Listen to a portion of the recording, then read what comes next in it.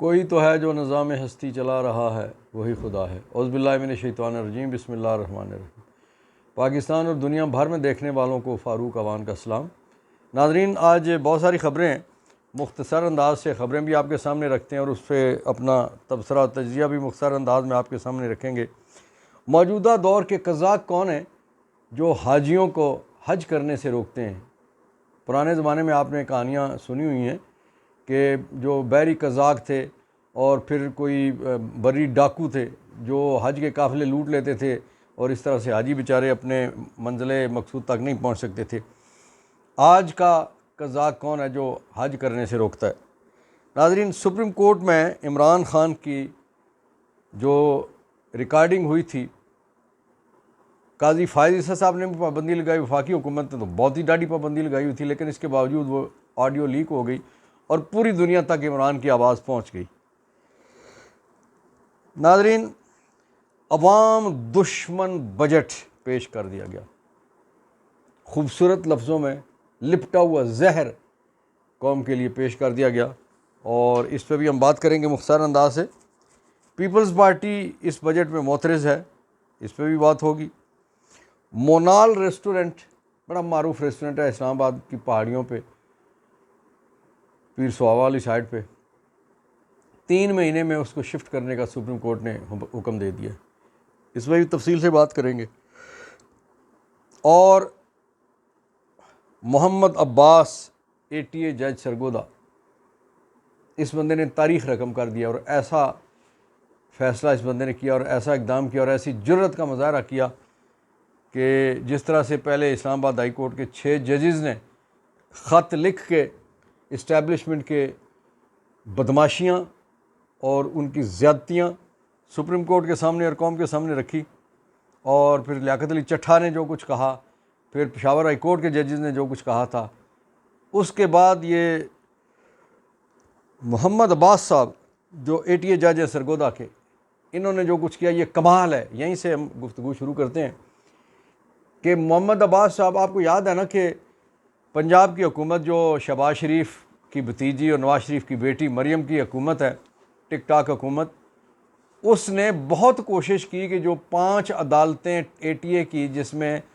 9 मई वाले मुकदमात थे और कुछ बाकी भी पाकिस्तानियों के मुकदमात हैं, वहाँ वो जज नहीं लगा रहे थे, बिल्कुल नहीं लगाना चाहते थे कि बग़ैर ट्रायल के लोगों को जेल में रखा जाए। पंजाब के चीफ जस्टिस जनाब मलिक शहजाद साहब ने 5 जजेस को नामज़द कर दिया और फिर बहुत बहाने और हीलाबाजी के बाद तंग आके फिर पंजाब हुकूमत को वो जजेस लगाने पड़े। उनमें एक जज जनाब मोहम्मद अब्बास साहब है।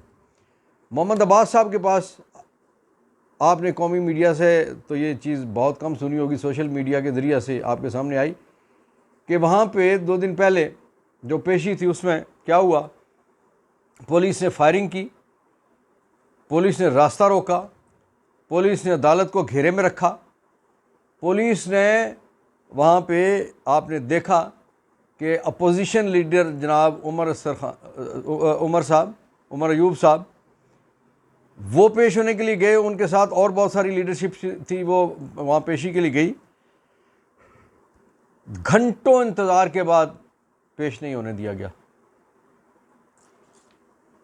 जज मोहम्मद अब्बास साहब ने अपने चीफ जस्टिस जनाब मलिक शहजाद साहब को एक ख़त लिखा है। जज साहब ने उस दिन जो कुछ उनके साथ हुआ, उन्होंने कहा कि मुझे 7 घंटे का तक महबूस रखा गया, मुझ पर तशद्दुद किया गया, दबाव डाला गया, मुझे प्रेशराइज़ करने की कोशिश की, प्रेशर डाला गया कि फ़ैसला इस्टेब्लिशमेंट के कहने पे किया जाए। और चूँकि जज साहब का कसूर ये था कि जो लोग 1 साल से कैद थे 9 मई वाले, जज साहब ने कहा अगर आपके पास कोई शहादत है, प्रोसिक्यूशन से कहा, इस्टेब्लिशमेंट के झूठे मुकदमात बनाने वालों को कहा कि अगर आपके पास शहादत है तो लाएं, वरना मैं इन लोगों को 1 हद से ज़्यादा जेल में नहीं रख सकता। उस पर फिर क्या हुआ कि जज साहब के बकौल उन पर तशद्दुद हुआ, उनको महबूस रखा गया। 7 घंटे उस मर्द आहन ने मुकाबला किया और फिर अगले दिन उन्होंने जो फ़ैसला किया वो तारीख़ का मुँह बोलता सबूत है, उसे सुनहरी रूप से लिखे जाने के काबिल है कि जिनके ख़िलाफ़ कोई शहादत नहीं थी उन्हें बरी कर दिया, लेकिन चूँकि सरकार ने बरी होने वाले लोगों को भी बाहर नहीं आने देना था, उनको गिरफ़्तार कर लिया गया। बहरहाल अब्बास साहब ने अपने चीफ जस्टिस साहब को ख़त लिखा कि मेरे साथ ये ज़्यादती की गई है, और इस पे चीफ जस्टिस साहब ने बहुत दिलेरी का मुजाहरा करते हुए उन्होंने आईजी पंजाब को, डीपीओ सरगोदा को और जो कंसर्न और जो है हायरार्की है उन सब को आज के लिए उन्होंने तलब कर लिया है और उनसे जवाब तलबी किया है कि एक एटीए का जज जिसने दहशतगर्दों के मुकदमे जिसने फ़ैसला करने होते हैं, वो अपने लिए इंसाफ मांग रहा है, वो अपने लिए सिक्योरिटी मांग रहा है, वो अपने लिए ऐसा माहौल मांग रहा है कि मुझे इंसाफ करने के लिए मौका फराहम किया जाए, मुझे सिक्योरिटी फराहम की जाए।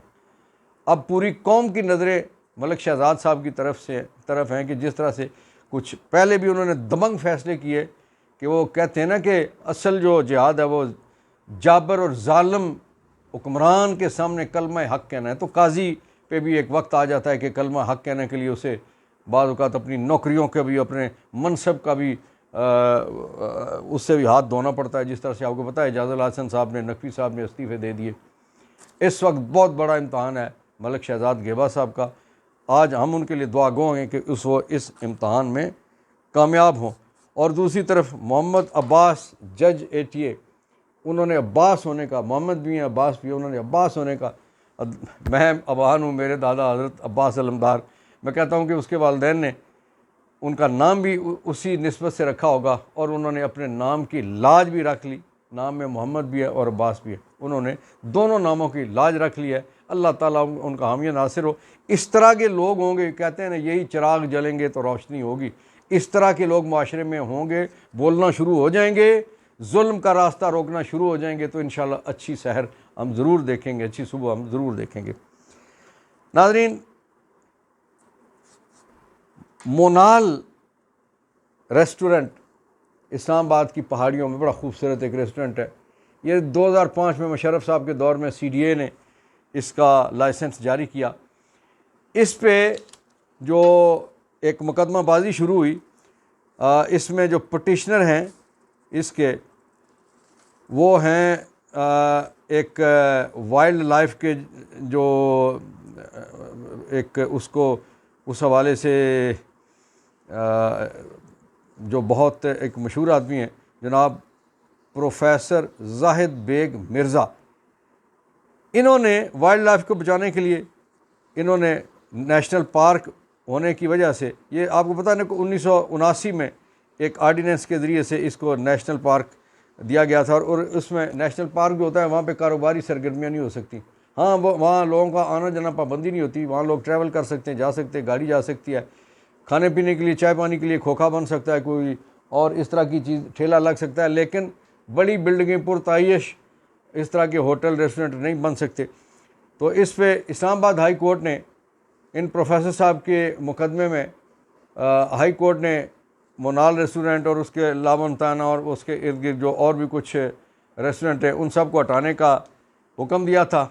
और फिर मोनाल और बाकी इन्होंने रेस्टोरेंट इंतज़ामिया ने सुप्रीम कोर्ट से रजू कर लिया और सुप्रीम कोर्ट में ये मुकदमा जनाब काजी फ़ायज़ ईसा साहब के बेंच में लगा, जिसमें जमाल मंदोखेल साहब और नईम अख्तर अफ़गान साहब थे। और मुकदमा समाअत करने के बाद ये तय हुआ कि ये मोनाल और बाकी रेस्टोरेंट 3 महीने के अरसे में अपना बिज़नेस वहाँ से किसी दूसरी जगह शिफ्ट कर ले। उसकी वजह यह है कि जो वाइल्ड लाइफ है, जो जंगली हयात है, वहाँ सारी रात गाड़ियाँ चलती हैं, हारन बजते हैं, रोशनियाँ हैं, शोर है, और उसकी वजह से जंगली हयात जो न सिर्फ मुतासर हो रही है, वहाँ से शिफ्ट हो रही है और उसकी मौत भी वाक़ई हो रही है। और लोगों के आने जाने और बहुत सारी इस तरह की एक्टिविटी की वजह से जंगल में आग लगने के वाक़यात भी अभी रिसेंटली आपने देखा कि 13-15 जगहों पे इस एरिए में आग लगी थी बड़ी मुश्किल से, जिसको बुझाया गया। और बड़ी दिलखराश किस्म की तस्वीर भी आई, वीडियोज़ भी आई कि किस तरह से जंगली हयात वो बेचारी वहाँ पर तड़प तड़प के मर रही है। बहरहाल ये एक अच्छा फ़ैसला था सुप्रीम कोर्ट का भी, और उससे अच्छा फ़ैसला था इस्लामाबाद हाई कोर्ट का, जिन्होंने सारे के सारे प्रेशर पर रखते हुए ये फ़ैसला दिया था। नाज़रीन, मौजूदा हुकूमत ने ओवरसीज़ पाकिस्तानियों पे ज़िंदगी तंग करना शुरू कर दिया है। उनके पासपोर्ट कहते हैं कि नहीं बनाएंगे। वो लोग जो पाकिस्तान से किसी मजबूरी में निकलते हैं, किसी जुल्म की वजह से निकलते हैं, वो मजहबी भी हो सकते हैं, सियासी भी हो सकते हैं, समाजी भी हो सकते हैं, कि दूसरे मुल्क में जाके तो वो सियासी पनाह के लिए जो दरख्वास्त देगा, ये कहा जा रहा है PDM की हुकूमत की तरफ से कि उसको पासपोर्ट भी उसका ख़त्म कर दिया जाएगा और उसके लिए वापसी के ज़ाहिर रास्ते सारे के सारे बंद कर दिए जाएंगे। तो ये पाकिस्तानियों की दुनिया भर में तजलील का बायस बनने के लिए PDM की हुकूमत ये इस तरह का काम कर रही है कि जिसमें स्वाय बेइज्जती के और कुछ नहीं निकलेगा। नाज़रीन, इमरान रियाज़ ख़ान हज जाते हुए एहराम में उसे रोक लिया गया, गिरफ़्तारी डाल दी गई एक झूठे मुकदमे में, और अल्लाह के रस्ते के इस मुसाफिर को जो आज़म सफ़र था, आज़म हज था, जिसने एहराम बांधा हुआ था, उसे एयरपोर्ट से गिरफ़्तार कर लिया गया। इमरान रियाज़ ख़ान ने, वो कहते हैं कि जब मुझे पहले गिरफ़्तार किया गया, महीनों रखा गया, उसके बाद मैंने 2023 में हज का इरादा किया। मुझे इंतज़ामिया ने रोक लिया कि 23 को नहीं जा सकते, आप 24 में चले जाएँ, और 24 का मेरा पक्का इरादा था। मुझे अगरचे हर तरह से रोकने की कोशिश की गई। कहते हैं मैंने 5 दफ़ा टिकट मैंने ख़रीदा, और ज़ाहिर है टिकट एक दफ़ा का ख़रीदा हुआ वो ज़ाया हो जाता है, और बिल आखिर इस्लामाबाद हाई कोर्ट ने उन्हें परमिट किया कि आप जाइए, हज करके आइए, और 8 अक्टूबर या 9 अक्टूबर को आपने इसमें जुलाई को आपने वापस आके हज के फौरी बाद तो हाज़िरी देनी है। वो उस पर उन्होंने एफिडेविट भी दे दिया था। लेकिन वो जो ना खुदा से डरते हैं, ना जिन्हें खौफ खुदा है, ना वो आइन से डरते हैं, ना वो कानून का उन्हें कोई परवाह है, उन्होंने सारे ज़ाब्ते पर रखते हुए इमरान रियाज़ ख़ान को, एक अकेले आदमी, एक नियत आदमी को उन्होंने आके एयरपोर्ट से गिरफ़्तार किया। उस वक्त उनके वकील साहब भी उनके साथ मौजूद थे, और उनके और दोस्त यार भी, और कुछ साफ़ी हज़रात भी मौजूद थे। वीडियो सामने आ गई, वरना उसको पता नहीं कहाँ लेके चले जाते। फिर एक झूठा मुकदमा, एक बंदा, एक भट्टी नाम का, जो बताया जा रहा है कि मरियम साहबा का बड़ा कुर्ब का आदमी है, उसको मुद्दई के तौर पे खड़ा किया, जिसने कहा जी कि इन्होंने मेरे साथ कोई सौदा किया था, इन्होंने कोई 2.5 करोड़ मुझसे ले लिए, ऐसे झूठा सा मुकदमा। और जिसमें जिस FIR में एक गवाह का नाम रखा गया, वो गवाह जो है वो कस्में उठाता फिर रहा है कि ये झूठा मुकदमा है, ना ऐसा किसी कोई मेरे सामने कोई सौदा हुआ, और ना कोई ऐसी कोई बात है, और ना मैं गवाह हूँ ऐसी किसी चीज़ का। खुदा का खौफ नहीं है। किसी दौर में बहरी कज़ाक होते थे, किसी दौर में वो ज़मीनी डाकू होते थे जो काफ़िले लूटते थे। अब सफ़ेद पोश कच्चे के डाकुओं के बजाय पक्के के डाकू आ गए कि जो एयरपोर्टों पे हाजियों को रोकना शुरू हो गया। याद रखिएगा, ये अल्लाह का मामला है, अल्लाह आपसे भी निपट लेगा। ये दुनिया ज़िंदगी कितनी एक है, कब सांस ने रुक जाना है, जिस बहाने जहाँ रुकना है वहीं पे रुकना है, उससे आगे भी नहीं हो सकता, कम भी नहीं हो सकता, अल्लाह की बरकत और रहमत ना हो तो। लेकिन याद रखिए, मरना सब ने, जो रोक रहे हैं, जो रुकवा रहे हैं, जो उठ रहे हैं, जो उठवा रहे हैं, इन सब ने अल्लाह के पास, किसी ने मुद्दई बनना है और किसी ने वहाँ जाके मुल्ज़म की हैसियत में खड़े होना है। फिर रब की बारगाह बड़ी सख्त है। नाज़रीन, जो अवाम दुश्मन बजट इस वक्त पेश किया गया, बदहवास हुकूमत, इनका कहना यह है कि पाकिस्तान में कोई नॉन फाइलर होना ही नहीं चाहिए, और उन्होंने कहा कि जो नॉन फाइलर है उसे हम सफ़र नहीं करने देंगे, उसे हम पासपोर्ट उसका नहीं बनेगा, वो बाहर नहीं जा सकेगा। बेशुमार लोग ऐसे होते हैं कि जो अपने, मसलन एक बेटा है दुबई में, सऊदी अरब में, अपने वालिद को वो बुलाता है। अब वालिद ज़मींदारा करता है, या वो माली है, चपड़ासी है, कोई सिक्योरिटी गार्ड है, वो फाइलर नहीं है, वो सफ़र नहीं कर सकेगा, वो हज नहीं कर सकेगा, वो उम्रा नहीं कर सकेगा, वो ज़ियारात पे नहीं जा सकेगा। क्या ये अक्लमंदी का फ़ैसला है? इससे पहले उन्होंने ये किया कि जनाब टेलीफोन हम सब लोगों के बंद कर देंगे जो नॉन फाइलर्स हैं। और खुदा का खौफ करो, कोई अकल को हाथ मारो, कोई तरीके से इन सारी चीज़ों को डील करो। क्यों लोगों की ज़िंदगियों को अजाब बनाना चाहते हो? ये नाअहल और बद हवास हुकूमत इसी तरह के इकदाम कर रही है कि जिसकी वजह से लोगों को मैक्सिमम तंग किया जाए और लोगों की ज़्यादा से ज़्यादा बद्दुआएँ ली जाएँ।